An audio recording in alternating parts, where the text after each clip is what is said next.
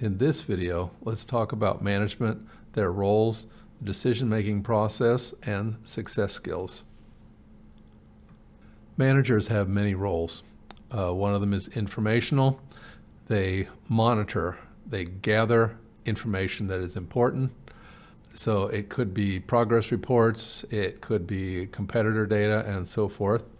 They disseminate that information where and when it's needed. So for example, to their bosses, to the factory floor, and so on. They do public relations. They talk to people outside the firm. They may say the product's going to be late. There may be cost overruns, something like that. Interpersonal roles. Well, as a figurehead, they set an example for the public of what the public can expect from the company. They puff up company value, and this is a relatively new function in my lifetime. The leader guides the firm and motivates the employee. So that's a leadership role. And decisional roles. Entrepreneur, they do looking forward, looking for new opportunities. They need to be creative. And yes, as I said before, opportunity seekers.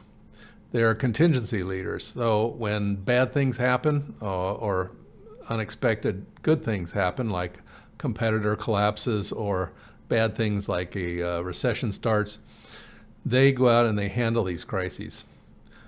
The manager specifies the use of resources. So for example, how are people going to be used? How are input materials going to be used, and so forth.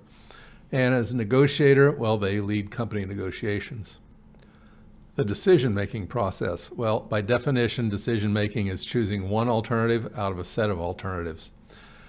Managers often jump to conclusions. They use emotion, etc., to make decisions. That's not a good thing.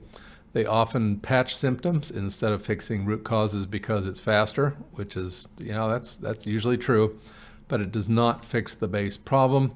And as such, that base problem is likely to trigger problems in the future. I've always said if you're going to do something, do it right. If you do it wrong, learn from it. Okay, problem. A definition of a problem. It's a discrepancy, a gap between actual conditions and a desired condition. So where your project is right now and where it should be. Are you behind schedule? That would be a gap. So it's what you want versus what is happening. Decisions fall into two basic categories. One of them is programmed, and those are decisions just about day-to-day things that you expect are coming, which employee to put on which shift, and so forth. And non-programmed. So these are infrequent, unforeseen, or unusual problems. So these are like contingency level. Somebody calls in sick, factory has a problem, maybe there's a fire, things have to be shut down. Those would be non-programmed. Managers usually follow 5 steps in decision making. The first is finding the root of the problem. Figure out what it is and state it clearly. So for example, manufacturers under engineering. Engineering blames the manufacturing for always being late. That would be the root of the problem. Identify possible solutions. So you could require more frequent reports or have manufacturing report directly to you. So you select one or more of those alternatives. And in my case, I chose to have manufacturing report directly to me. You put the plan into action, so you change the organization's reporting structure, is what happened. And then you follow up to see if the problem is solved.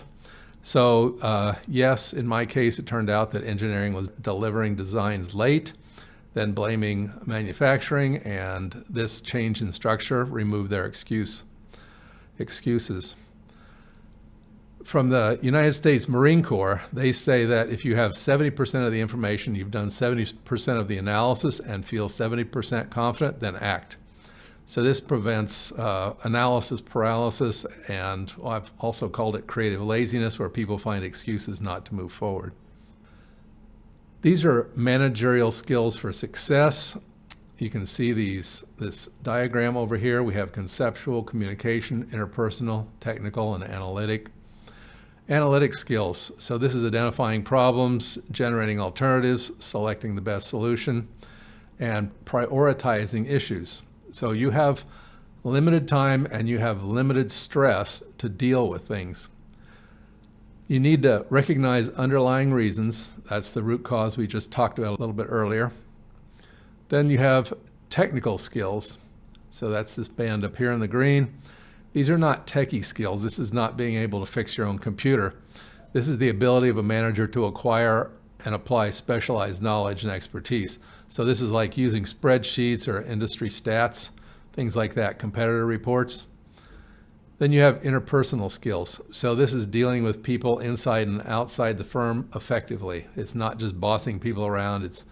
It's getting them to do things so that they are comfortable with it and within their frame of their own personality. You have to be able to relate to people. You have to understand needs and motives in order to motivate.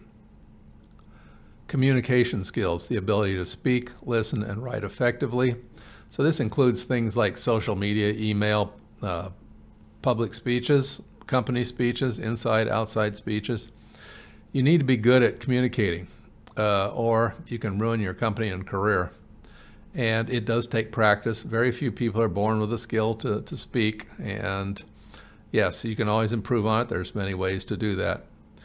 Then there's conceptual skills, and that's down here. It is the big picture vision. The higher you go up in a corporation, the bigger picture vision you need to have. You need to develop that skill. So for example, how does the industry work? It goes from how does my assembly line work to how does the whole industry work? And then how can you apply an idea to your company? So if, for example, AI is big right now, how are you going to apply AI to your company? These are the importance of managerial skills broken out into a table. We have conceptual, human, and technical skills. Here we have the different levels of management, top, middle, and supervisory. You can see the colors down here. So this is very important. Conceptual skills at top management, very important. Human skills, very important. Technical skills, less. Middle management, conceptual skills, average. Human skills, vary. And technical skills, average. Supervisory, conceptual skills, this is the least. Human skills vary. Once again, you notice these are all very important. And technical skills vary. Okay, so that's the end of importance of managerial skills. The next part is part 4, and we'll get on to the next topics.